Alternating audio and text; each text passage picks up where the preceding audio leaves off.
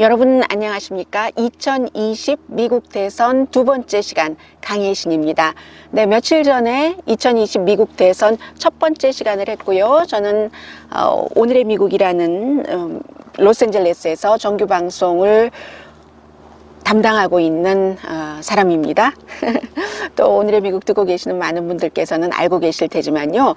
이제 한국 날짜로 화요일, 미국 날짜로 월요일이 되면은 미국에서는 아이오와주에서 코커스, 지난번 첫 번째 시간에 여러분들께 코커스와 예비선거의 차이는 말씀을 드렸습니다. 역시 그 예비선거 일종인 코커스가 시작이 됩니다. 그래서 아이오와 코커스가 왜 중요한지, 그리고 아이오와 코커스에서 지금 미국에서는 누가 1등을 할 것으로 보는지, 그럼 1등을 한 사람과 2등, 3등, 4등을 한 사람과는 어떤 차이가 있고, 그것이 결국은 미국의 민주당의 선거는 트럼프 대통령에게 이기느냐, 이기지 않느냐로 돼 있기 때문에 어떤 영향을 미치는지 그런 점들을 좀 전해드리겠습니다. 1800년대부터 아이오와주에서는 코커스가 시작이 됐습니다. 그래서 월요일이 되면 현지 시간으로 저녁 7시에 약 1700군데, 뭐 교회도 되고 학교도 되고 또 그 집도 되고요. 마치 반상회처럼. 그래서 이제 이 사람들이 전부 이제 대의원을 뽑고요. 자신들이 누가 대통령이 됐으면 좋겠다. 민주당에서 이러한 사람들을 선출을 하는데 결국은 이제 대의원 뽑는 게 중요한 겁니다. 왜냐하면 민주당은 7월 달에 전당대회를 통해서 대의원들이 후보를 선출하는 것이고, 그리고 공화당은 8월 달에 전당대회를 통해서 역시 대의원들이 투표를 해서 후보를 선출을 하고, 공화당의 후보야 당연히 지금 트럼프 대통령으로 결정이 됐고요. 사실은 미국의 유권자들은 그 대의원들을 뽑는 건데, 예비선거에서 대의원들은 결국은 유권자들의 마음을 대변하게 됩니다. 아주 극히 예외를 제외하고는요. 그래서 민주당에서 대통령을 뽑는 대의원 숫자는 한 4,700명 정도 되거든요. 뭐 그 가운데 슈퍼 대의원도 있고 일반 대의원도 있고 하는데, 그런 부분은 나중에 또 시간이 있으면 말씀을 드리겠습니다. 해서 이제 4,700 정확하게 50표 가운데서 민주당에서는 이제 이기려면은 1,990표 대의원을 뽑아야지 되는데, 아이오와주는 사실 그 후보를 선출할 수 있는 7월달 전당대회에서요, 그 대의원 숫자가 41명밖에 안 돼요. 그러면 대통령 후보가 될 수 있는 그 표수의 1%밖에 안 갖고 있는 거거든요. 그런데도 아주 중요하게 그 코커스를 취급하고 있고, 캘리포니아주의 경우는 거의 500명, 490 몇 명이죠. 494명이 그 대통령 후보를 선출할 수 있는 대의원을 갖고 있습니다. 그러면 왜 공화당은 참고로 말씀드리면 한 2,500명 조금 더 넘고요. 대의원 숫자가. 그래서 이제 2,551명입니다. 그 가운데서 3분의 2인 이제 1,276표를 가져야지 됩니다. 그러면 아이오와주가 이렇게 대의원 숫자도 41명, 전체적으로 민주당이 후보를 뽑을 수 있는 그 정도 1%밖에 안 갖고 있고, 그리고 사실은 미국의 전체적인 그 인구라든가 성별이라든가 인종을 대표한다고 보기는 어렵거든요. 아이오와주의 주민은 10명 가운데 8명 이상, 8.5명이 백인입니다. 그러면 미국 전체적인 그 인구 인종비와 맞지 않죠? 물론 요즘에는 뭐 소수인종, 아시아계를 포함을 해서 다른 인종들이 많이 늘어나고는 있습니다만, 늘어나고 있는 추세이지 지금 이만큼 많다, 뭐 네바다나 캘리포니아나 이런 데처럼, 뭐 사우스캐롤라이나나 특정 제가 지금 말씀드린 각 주마다 특정 소수인종이 많이 있습니다만, 그런 주는 아닌데도 왜 아이오와주를 중요하게 생각하느냐? 여러 가지 이유가 있죠. 우선 첫 번째로 늘 이 예비선거가 치러진다는 점, 그리고 또 다른 것은 사실은 아이오와주에서 첫 번째 예비선거가 치러질 만한 충분한 자격이 있습니다. 아이오와주 사람들이요, 너무나 진지해요. 그래서 요즘에 이렇게 인터뷰하는 거 들어보면은, 내가 밤에 잠을 잘 때요, 내일은 회사 가서 뭐 어떡하지 이런 걸 생각하는 게 아니라 아이오와 주민들은 누구를 뽑아야지 되지, 대의원은 어떻고 후보는 누구에게 내가 투표를 줘야지 되지, 이런 것을 너무 진지하게 생각하는 사람들이라고 하거든요. 물론 로스앤젤레스 날짜로 월요일, 한국 날짜로 화요일에 아이오와주에서 코커스가 열릴 때 저녁 7시고 하니까 시간 때문에 많은 사람들이 참석하지는 못하지만 여기서 누가 되느냐, 지금 이제 공화당은 신경 쓰실 것 없고요. 어차피 트럼프 대통령이니까 예비선거에서는 민주당을 봐야지 되는데 누가 되느냐에 따라서 특히 몇 사람을 이렇게 손에 꼽고 있고 아이오와주 사람들이 아주 묘해서요. 아직도 누구에게 투표할지 마음을 60%가 정하지 않았다고 뭐 드모인에서 발행되는 신문이라든가 이런 데를 보고 있으면 나타나거든요. 그래서 11명 후보가 남았습니다. 금요일에 또 한 후보가 사퇴를 하고 해서요. 1700군데에서 우선 사람들이 이웃들이 모여서 이 후보, 나는 이 후보를 지지해 이렇게 저렇게 토론하다가 마지막에 이제 투표를 하는 그런 형식이거든요. 현재의 분위기를 보면은 바이든 후보 아니죠. 바이든 후보는 그럭저럭이에요. 버니 샌더스가 확 올라가고 있고 바이든 그럭저럭이고 엘리자베스 워렌은 조금 내려가고 있고, 그리고 제가 이 방송을 시작하기 직전에 나온 바로는 에이미 클로바시아라는 미네소타의 연방 상원 의원이 좀 탁 올라가고 있는 그런 분위기거든요. 엘리자베스 워렌보다도 지금 3위가 에이미 클로바시아. 에이미 클로바시아가 올라가는 것은 온건한 조 바이든에게 별로 좋지 않은 것이고, 버니 샌더스의 경우는 민주당의 미래가, 지금 버니 샌더스가 아이오와주에서 1위를 할까? 이렇게 생각하고 있는 사람들이 많이 있거든요. 그렇게 될 경우는 민주당이 온건한 그런 성향에서 급진적인 좌쪽으로 조금 가네. 이게 하나를 봐야지 되고, 그럼 두 번째는 더 중요한 것은 급좌로 가면 그렇지 않아도 트럼프 대통령은 심지어 조 바이든이 나와도 사회주의자라고 할 텐데 버니 샌더스가 되면은 트럼프 대통령을 이길 수 있어? 본선거에서? 이런 걱정을 할 수 있게 되는 거죠. 해서 그런데 지금은 제가 맨 뒤에 뉴트 깅그리치가 전에 하원 의장을 했고 굉장히 보수죠. 공화당 측에서도 본인의 와이프 트럼프 대통령에게 아주 잘 보이고 해서 바티칸에 지금 대사로 가 있습니다. 뉴트 깅그리치는 아이오와주에서 누가 이길 것으로 보느냐, 굉장히 그 사람 시각을 보는 것이 중요합니다. 그 부분은 맨 마지막에 전해드리겠습니다. 만약에 아이오와주에서 버니 샌더스가 이긴다면 민주당은 어찌 보면 영혼과 마음이라고 할까요? 이 하트와 소울이 다 약간 더 급진적으로 간다, 이렇게 봐야지 되고, 영한 사람과 올드한 사람 간의 차이가 많구나. 영한 사람들은 버니 샌더스를 지지해요. 가장 나이가 많은데도. 그리고 올드한 사람들은 조 바이든을 지지를 하고요. 그리고 실제로 지금 엘리자베스 워렌이 많이 내려갔는데 엘리자베스 워렌과 버니 샌더스를 좌쪽으로 보잖아요. 좌측으로 민주당에서. 그럼 이 좌측 후보 가운데서 예비선거에서 누군가가 민주당 후보가 나올 때 트럼프 대통령과 이길 수 있느냐. 그렇기 때문에 좀 뭔가가 조금 말도 잘 못하고 토론도 못하고 그럭저럭 하기는 하지만 인지도도 있고 하는 기반, 민주당의 기반인 조 바이든 쪽으로 아직까지 쏠려 있는 사람이 많은 이유는 본선거 때문에 그런데요. 엘리자베스 워렌 같은 경우는 같은 조금 바이든보다는 좌측이지만 교육을 많이 받은 사람이라든가 그리고 나이든 유권자에게 강하고, 버니 샌더스 후보는 30대 미만 그리고 젊은 사람들에게 굉장히 강합니다. 처음 이제 코커스 같은데 이런 데 가는 사람. 백인 지지도는 비슷해요. 두 사람 다 백인이고, 버니 샌더스는 본인이 유대계라는 것을 굉장히 요즘 강조를 하고 있고요. 엘리자베스 워렌이라는 사람은 사실은 원래는 정치에 별로 관심 없는 공화당이었어요. 그런데 이 사람이 그냥 그럭저럭한 집안에서 태어나서 내가 제일 처음 대학에 갔다 이런 거 강조하는 사람이잖아요.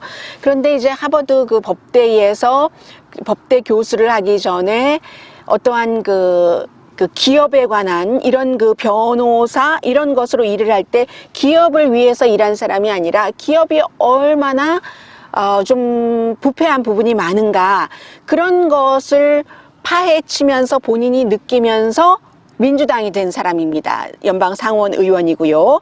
해서 지금 어차피 엘리자베스 워렌은 조금 가라앉는 것 같기 때문에 오늘은 버니 샌더스 후보에 포커스를 맞추겠습니다. 아이오와에서 모든 눈은 샌더스에게 가 있거든요. 해서 샌더스는 사실은 무소속이에요. 민주당도 아닙니다. 다만 무소속이지만 버몬트가 지역구고요. 이 버몬트도 인구 얼마 되지 않아요. 그래서 버니 샌더스는 민주당과 항상 같이 일을 하고 미국에서 대통령이 되려면 민주당 아니면 공화당이지 제3당으로는 안 되니까 지난번에도 민주당으로 출마했다가 힐러리 클린턴에게 빼앗겨 버린 것이고요. 민주적인 사회주의자라고 본인은 얘기를 하고 아마 이 사람이 후보가 된다면 트럼프 대통령이 샌더스 소련으로 신혼여행 갔던 소셜리스트잖아 하고 굉장히 많이 말할 겁니다. 이 사람 그 민주적인 사회주의자라고 본인을 얘기를 하고 세금 더 내야지 된다 이런 얘기합니다. 본인이 대통령이 되면 이제 부자에게 세금 많이 받아서 어떠한 그 안전망 같은 것 확장한다는 얘기도 많이 하고 그러니까 사실은 엘리자베스 워렌이 더 그 민주당에 가깝고 버니 샌더스는 혁명을 원하는 사람입니다. 그렇기 때문에 버락 오바마 그 전 대통령이 최근에 민주당을 향해서 민주당의 다수는 덜 혁명적인 사람을 원한다.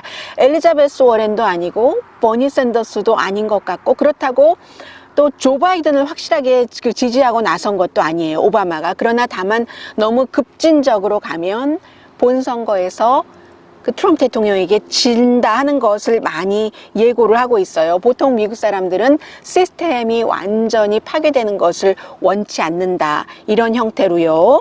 뭐 버니 샌더스는 동의하지 않을지 모르지만 그런데 이렇게 보면 그 어제 나온 월스트리트저널의 지지도를 보더라도 아이오와주에서 버니 샌더스가 이긴다면 버니 샌더스를 지지하고 있는 민주당 사람들 가운데서는 12%만이 자본주의를 지지합니다. 오히려 사회주의를 지지한다는 사람이 60%거든요. 그래서 그가 아이오와주에서 이기면 미국이 자본주의의 본격적인 개선을 민주당 측에서는 받아들일 준비가 돼 있는가 이것을 보는 것도 굉장히 중요한 문제고요. 그렇습니다. 그리고 지금 오히려 요 며칠 사이에 뭐 에이미 클로바샤도 마찬가지지만 마이클 블룸버그 전 뉴욕 시장이 이번 아이오와에는 들어오지 못해요. 늦게 선거에 왔기 때문에. 그런데 이 사람이 거의 한 3억 달러의 선거 자금을 써서 3월 3일 슈퍼 튜스데이 캘리포니아를 포함해서 텍사스를 포함해서 민주당 대의원의 뭐 40% 그 이상으로 보는 사람들도 있는데 그 정도가 선출되는 그때를 향해서 마이클 블룸버그가 지금 막 뛰어오르고 있다는 얘기도 있는데 버니 샌더스가 유대인이라는 것을 지난번에 피츠버그에서 유대교 사원에서 막 그 유대교 사원이라는 이유로 뭐 학살 총격 살인 사건이 있었을 때 딱 그 아이오와주에서 발행되는 신문에 오피니언도 썼고요. 본인이 어떻게 유대교 가족으로 그 스토리를 썼고 또 뉴욕에서 유대인 그 한우카 때에 지난달에 칼로 이번에는 뭐 5명인가가 찔렸잖아요. 그때도 이민자 아버지가 어떻게 미국에 왔는가 이런 그 스토리를 얘기를 했고 지난주에는 이 버니 샌더스 캠프의 매니저가 이 버니 샌더스의 그 유대계 그 스토리를 쫙 그 얼마나 이 사람이 유대인의 가치, 밸류를 강조하는가 하는 것을 그 디렉터인 조엘 라빈이 썼고요. 2016년 때부터 많이 이 사람이 썼습니다. 그렇다고 해서 버니 샌더스는 지금 트럼프 대통령이 지난주에도 그 유대인들의 표를 의식하면서 벤자민 네탄야후와 그의 라이벌을 백악관에 초대해서 중동 평화안을 만들었잖아요. 이스라엘에 무조건 좋게 하는 그런 것에 찬성하는 사람은 아닙니다. 미국에서 물론 유대계가 중요해요. 에이펙 같은 그 단체는 정말 미국의 대통령, 상원의원, 하원의원이 연례 모임에 다 참석을 하잖아요. 그러나 에이펙만 있는 게 아니고 미국에는 유대계 J 스트릿이라는 또 다른 뭐 그 밖에도 또 있기는 합니다만 대표적으로 J 스트릿이라는 오거니제이션이 있어서 이 버니 샌더스는 J 스트릿 모임 같은 데 가서 얘기를 합니다. 그 벤자민 네탄야후를 비난해요. 그리고 이스라엘이 팔레스타인을 너무 압박한다 하는 것도 비난을 하고 네탄야후 정부는 인종차별주의자다라는 얘기도 하고요. 해서 이스라엘을 마치 그 신성 불가침 지역이라든가 뭐 이스라엘의 보수들을 신성 불가침적인 것으로 생각하는 거 이건 아니지라고 얘기하면서 좀 그 온건하기도 하고 그 이스라엘계 미국 사람들이 사회적으로는 조금 민주당적이거든요. 왜냐하면 그 사람들도 과거에 지금은 곳곳에서 돈과 힘으로 여러 가지 파워를 펼치고 있지만 유대인이기 때문에 압박받은 역사가 있기 때문에 소수인종 보호라든가 이런 면에서는 그 유대인들이 상당히 민주적이에요. 지금 유대인들의 몇 퍼센트든가요? 굉장히 많은 퍼센테이지인데 74%는 트럼프 대통령의 국정 수행 능력을 지지하지 않습니다. 그리고 2018년도에 중간선거가 있었잖아요. 그때 유대계의 72%는 민주당에 투표했습니다. 그러니까 많은 분들이 오해하실 수도 있는데 미국에서의 유대계의 표는 상당히 민주당 성향이다. 뭐 이런 것 말씀드리고요. 해서 조 바이든이 아무튼 굉장히 지금 강합니다. 아이조아가 아니래요. 제가 왜냐면 아리조나를 생각을 했어요. 애리조나가 이번에 그 스윙 스테이트가 될 수 있기 때문에 아이오와주에서 이길 가능성이 높은데 그러면 어디 갔지? 조 바이든 부통령? 조 바이든 부통령이 지금 2등을 할 확률이 높다고 보는 사람들도 있는데 물론 제가 지금 이 시점의 기준으로 말씀드리는 것이고 적어도 뭐 한 48시간 정도는 남아있기 때문에 아이오와 사람들이 투표를 하기까지 60%가 마음을 정하지 않았다니까 어떻게 될지는 모르겠습니다. 그러나 만약에 조 바이든이 2등도 아니고 3등도 아니고 만약에 아이오와주에서 4등을 했다 하면 디제스터 재난입니다. 조 바이든에게는. 무슨 재난이냐? 정치적으로 재난은 아니에요. 왜냐하면 바이든에게 강한 주는 사우스캐롤라이나주부터 시작을 하는데 그쪽에 이제 그 아프리칸 아메리칸계가 많이 있기 때문에 이 사람은 오바마 때에 부통령을 했기 때문에 아프리칸 아메리칸에게 굉장히 인기가 있습니다. 샌더스보다 뭐 비교할 수 없는 인기가 있는데 그게 2월 29일인가 그렇거든요. 그렇기 때문에 그때부터라서 정치적으로 재난이라는 게 아니라 기금이 덜 모이거든요. 아이오와주나 뉴햄프셔 같은 데서 버니 샌더스가 만약에 두 군데서 다 이겨버린다 하면은 너무 기금이 그 사이에 안 모이고 그러면 조금 있다가 3월 3일 슈퍼 튜스데이인데 슈퍼 튜스데이까지 미국 각 지역에 돈을 많이 써서 TV에 광고를 쫙 해야 되거든요. 블룸버그는 본인 돈 갖고 쓰니까 상관이 없는데 그래서 지금 조 바이든에게는 3등 내지 4등 하면 아주 위험하다라고 말씀을 드리고요. 물론 돈 테스트를 하는 건 아닙니다. 바이든 측에서 이런 얘기 많이 하고 있지만 그런데 돈을 모으는 능력의 그 탄력을 아이오와주에서 받을 수가 있습니다. 물론 버니 샌더스의 경우는 사실은 사람들이 조금씩 그 돈도 주고 많이 줘요. 그 스몰 도너들이 많고 그래서 블룸버그 이외에 블룸버그 빼고는 두 번째로 돈을 많이 갖고 많이 모으는 사람이 버니 샌더스인데 근데 중요한 것은 샌더스가 되면은 사실은 트럼프 대통령에게 이기려면 차츰 말씀드리겠지만 많은 그룹에서 지지를 받아야지 되거든요.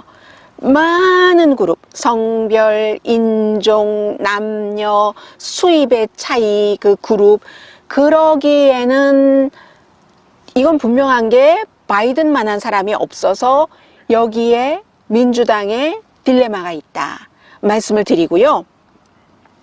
뉴트 깅그리치라는 하원 의장을 했고 그리고 트럼프 대통령 그 캠프라기보다 트럼프 대통령 행정부에서 여러 가지 본인이 역할을 맡고 싶어 했지만 결국은 역할을 맡지 못하고 그 와이프만 바티칸 대사로 가는 것에 만족을 했어야지 되는데 이 사람이 정치적으로 이렇게 보면은 그 판을 읽는 능력이 있거든요. 해서 이 뉴트 깅그리치는 아이오와 선거를 어떻게 보고 있는가를 전해드리겠습니다. 뉴트 깅그리치는 버니 샌더스가 이길 것으로 봅니다. 4년 전에 힐러리 클린턴하고의 대결에서도 굉장히 잘했었고, 그 버니 샌더스를 지지하는 지지층이 너무 강렬하기 때문에 엘리자베스 워렌 후보가 이미 무너진 것으로 보고 있고요. 그래서 버니 샌더스가 여기서 이기고 뉴햄프셔까지 간다면, 뉴햄프셔가 2월 7일에 뉴햄프셔에서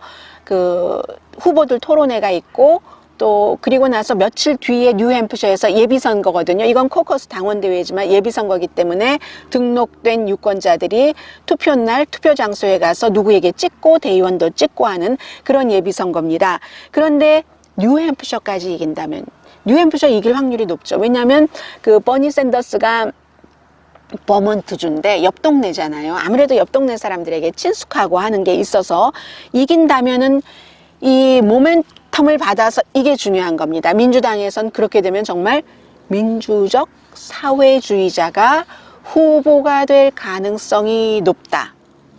공화당인 뉴트 깅그리치는 그렇게 보고 있는 거죠. 이게 다 왜 생기는 문제냐면, 바이든이 이름 인지도 이런 것 같은 것은 있지만 기본적으로 약하기 때문에, 토론할 때를 봐도 그렇고 재치 같은 것도 좀 덜한 것 같고 순발력 같은 것이요. 그리고 아주 사람이 치열한 부분도 없고 좀 눈치도 보는 것 같고, 바이든이 약해서 생긴 그런 문제고요. 그리고 이제 또 조 바이든 후보 같은 경우는 만약에 아이오와와 뉴햄프셔에서 이기지 못하고 나면 그 뒤에 제가 탄핵 얘기는 따로 말씀드리겠습니다. 위켄드 에디션에서 오늘의 미국. 이 가족 스토리가 계속 나오게 될 수밖에 없잖아요. 트럼프 대통령이 탄핵은 당하지 않더라도 계속 우크라이나니 뭐니 또 존 볼턴 3월 17일에 책 내고 하면 그에 따른 이 문제 저 문제가 나오는 것처럼 해서 바이든이 뉴햄프셔 아이오와에서 다 이기지 못하면 힘이 떨어질, 뉴트 깅그리치는 it's over, 그때는 그렇게 보고 있는데, 아무튼 선두 주자로서는 끝이다라고 뉴트 깅그리치는 보고 있습니다. 그래서 바이든이 내려가면 피트 부리지어지라든가 사우스밴드 시장을 지냈었던 그 사람이나 가장 젊죠? 미국의 대통령 후보가 될 수 있는 나이가 35세 이상인데 지금 이 사람은 생일 지났으니까 38세네요. 에이미 클로바셔. 이 두 사람인데, 에이미 클로바셔가 이제 3위라고 하니까요, 아이오와주에서. 그런데 이 두 사람, 뉴트 깅그리치 같은 경우는 기세를 계속 이어가지 못할 것으로 봅니다.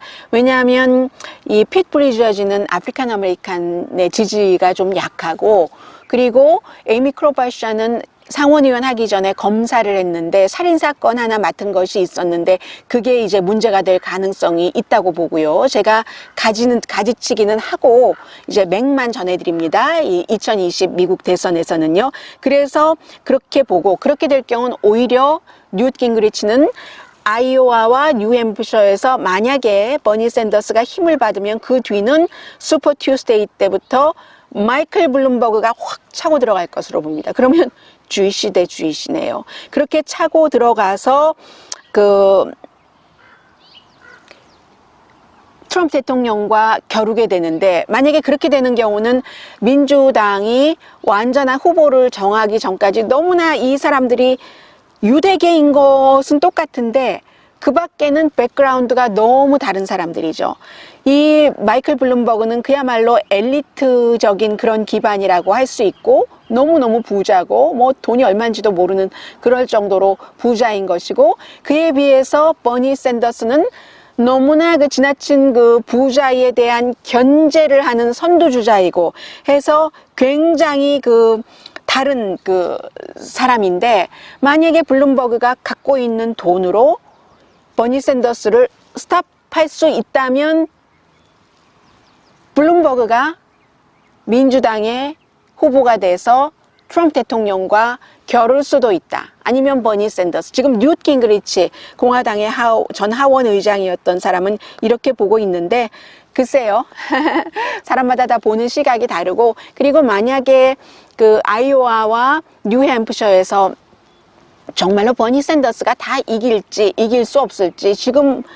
분위기는 이런데 막상 뚜껑을 열어보니까 여전히 조 바이든이 강하다더라. 뭐 이런 얘기가 나올 수도 있습니다. 저는 지금부터 11월 3일 본선이 치러질 때까지 계속 여러분들과 함께 미국 대선을 이렇게 팔로우업을 하겠습니다. 그리고 혹시 미국 대선이 아이오와주의 그 커커스부터 11월 3일 본선 때까지 어떻게 진행되는지가 궁금하신 분들은 제가 2020 미국 대선 1편에 자세히 그 말씀을 드렸으니까 그것도 한번 봐주시기 바랍니다. 일단 여기서 마무리하고요. 저는 오늘의 미국 위크엔드 에디션에서 다시 뵙겠습니다. 강혜신이었습니다.